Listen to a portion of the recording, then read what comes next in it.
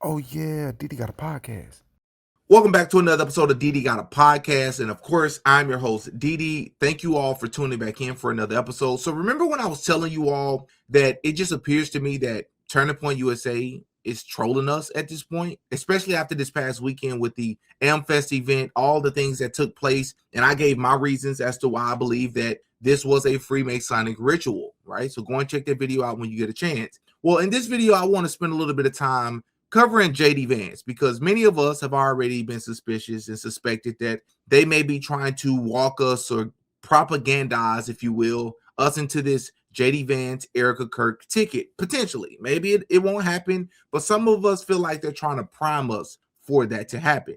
And especially after the weird situation that happened between Erika Kirk and JD Vance a few weeks ago at, I believe, the University of Mississippi or wherever she was when Erika Kirk spoke. And everybody who's been pretending like the Officer Tatums of the world, the Ben Shapiros of the world, the Matt Walshes of the world, pretending like these things have not been very odd and strange and unusual, like the hug between Erika Kirk and her putting her hand on his head and even making a statement such as, no one can replace Charlie, but this JD Vance guy. No one will ever replace my husband. No. But I do see some similarities of my husband in JD and Vice President JD Vance. I do. I tell you, man, this JD Vance guy, like that's weird. Even if, of course, I was being a little extra there, but she don't have to say it that way. The words came out of her mouth, and that's a very odd thing to say. And the coincidences just continue to stack up. Well, speaking of coincidences, at this AmFest event that just took place, the same AmFest event that Nicki Minaj, of all people, was featured, where Nicki Minaj accidentally called JD Vance an assassin. And you have amazing role models like the assassin JD Vance, our vice president. Even though assassin has different meanings, I think you're going to find it a lot more interesting once we cover the song that JD Vance walked out to. Now, we covered already how Erika Kirk came out. They had this, what almost seemed to be AI generated version of Charlie Kirk introducing her, saying that if anything ever happened to her, that he wanted Erika Kirk to take over. And it's just a very odd thing to be saying, especially if he didn't actually say those words out loud. It's just very odd.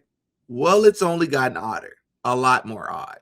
Because the song that JD Vance walked out to, when you look at the lyrics of this song, it blew my mind. It's a song by the name of A Cool Woman in a Dress or something to that effect by the Hollies. And it's a very popular song. Obviously, I can't play it here on YouTube. Maybe I'll drop another version on Patreon, which, by the way, if you want access to additional videos and extended videos that you cannot find here on YouTube for obvious reasons, we have well over 100 videos over there on Patreon.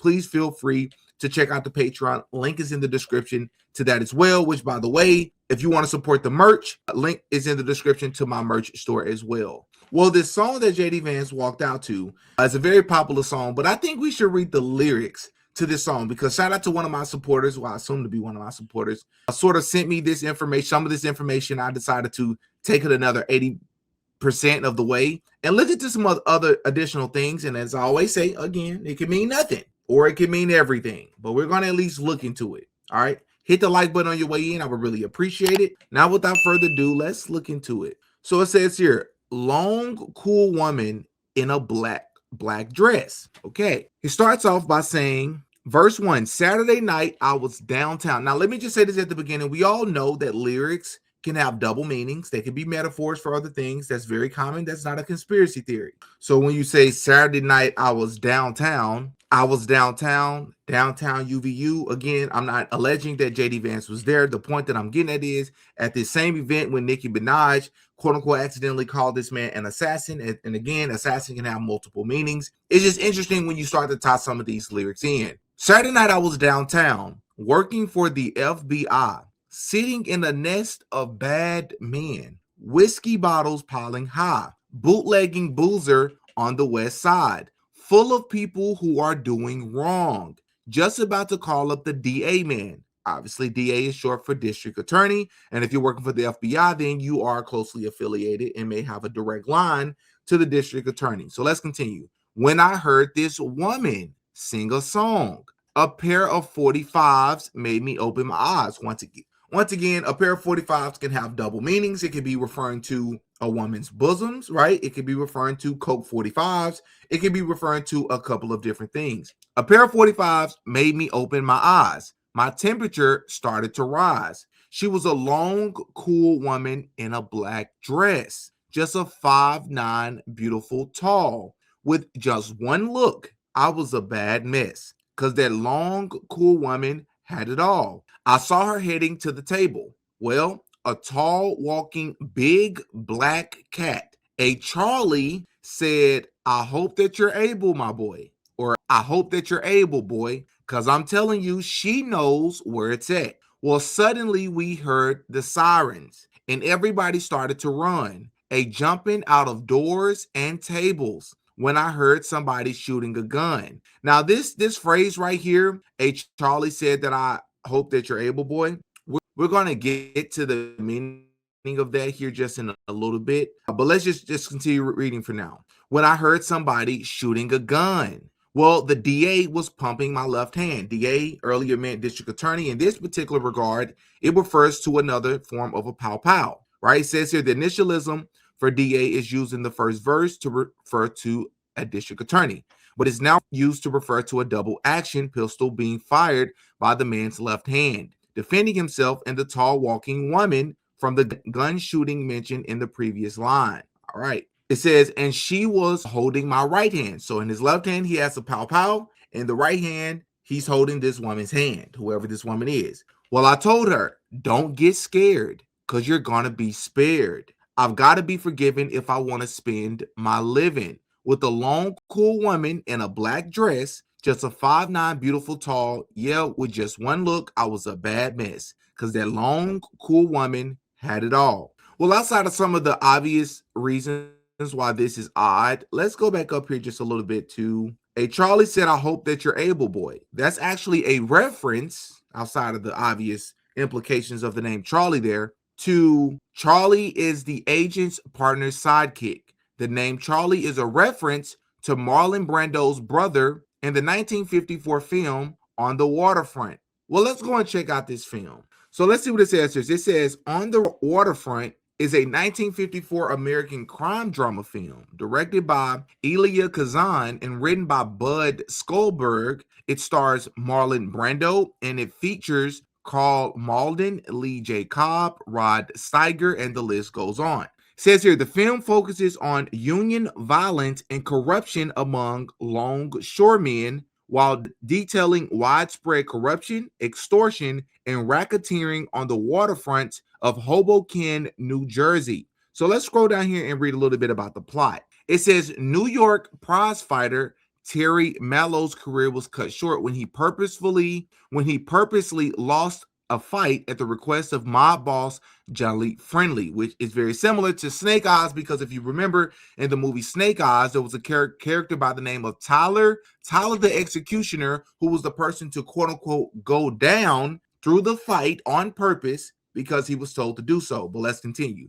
Terry now works for Friendly's labor union as a longshoreman, while his older, more educated brother, Charlie, is Friendly's right-hand man. Terry is coerced into luring fellow worker Joey Dole onto a rooftop where he believes Friendly's henchmen want to talk Joey out of testifying to the Waterfront Crime Commission. So there was some sort of meeting that took place that was trying to talk someone out of doing something. When they instead pow Joey by throwing him off the roof, Terry confronts Friendly, but is threatened and bribed into acquiescence. Joey's sister Eddie and priest Father Barry try to inspire the dock workers to stand up to Friendly. Terry attends the meeting as a snitch, but when it is violently broken up by Friendly's men, he helps Eddie escape and misses Father Barry, convincing one worker to testify. After the testimony, the worker is unalived in a staged workplace accident. It says Terry's unwillingness to testify is softened by his growing feelings for Eddie and her and Father Barry's pursuit of justice. He confesses his role in Joey's death to both. Shocked by this, Eddie distances herself from him. Friendly sends Charlie with a job offer to keep Terry quiet. Knowing refusal will get Terry killed, Charlie urges him to comply. When Terry expresses regret about throwing his best fight and blames Charlie for setting up the fix. Charlie hands him a pow pow and tells him to run. Terry finds Eddie and they kiss. After hearing someone in the street, they find Charlie unalived. So in this film, there's a character by the name of Charlie who is clearly portrayed as the older brother of someone named Terry. And basically, after deciding to go against Johnny Friendly and to protect his brother Terry, Charlie is unalived by Friendly's men. And his body is later found hung on a meat hook in a warehouse, and his death is staged to look like a suicide, but it's clearly a mob execution. And this literally becomes a turning point that pushes Terry to fully stand up against the union bosses. This is literally what the plot says, and it's crazy. And if you are new to this channel, and by new I mean if this is your first video, or if you've only watched my Charlie Kirk TP USA content, I would highly encourage you all, first and foremost, for this to even make more sense, to watch my videos on Snake Eyes, which I'm sure you've probably seen on other channels as well. But watch the video about Snake Eyes, watch all of my videos about Erika Kirk, the music video, to some videos her father has released, their backstory, their ties to the military, MK Ultra, Freemasonry. You want to watch some of this stuff collectively, because in a more wholesome manner, videos like this are going to hit different, because it's not just going to seem like some obscure pulling or reaching from the lyrics and trying to make or create something, create nothing out of something. That's not what we're doing here. And especially if you're new to the channel, I highly encourage you to check out my More Than a Coincidence series, which spans across Hollywood, the music industry, different celebrities, down to people like George Floyd, Trayvon Martin, right? We talk about P. Diddy and the important Michael Jackson, one of the biggest videos, even down to people like Martin Luther King Jr. But more specifically, or more relevant to this, when you look at the lyrics of songs of musicians like Michael Jackson, Clive Davis, who oversaw the music industry and helped write a lot of these lyrics, they purposely put things in the lyrics to foreshadow and to almost troll the consumer. And after some point, you're going to have silly people in the world like me to step back and say, okay, this is more than a coincidence. I'm sick of the coincidences. How do all these things line up? I'm only human. I'm going to start to notice patterns, and the patterns run rampant, which I have a huge video coming on Elvis and another musician I don't want to get into right now because I want it to be a surprise, but it's going to shock people because all these things line up. So is it a coincidence that JD Vance decided to walk out to this song? I don't know. I just found it extremely odd, and it doesn't help for you to walk out to music with lyrics like this when you are already aware, that being JD Vance, because he's addressed it on Twitter or X, about these rumors surrounding you and Erika Kirk. Some of the things she said about you publicly, it's like, do you even care what people think? But I want to know what you all think. Hop in the comment section. Let me know what you think. As always, man, I'm Demetrius. I go by Diddy. I'll catch you all in the next one. Peace.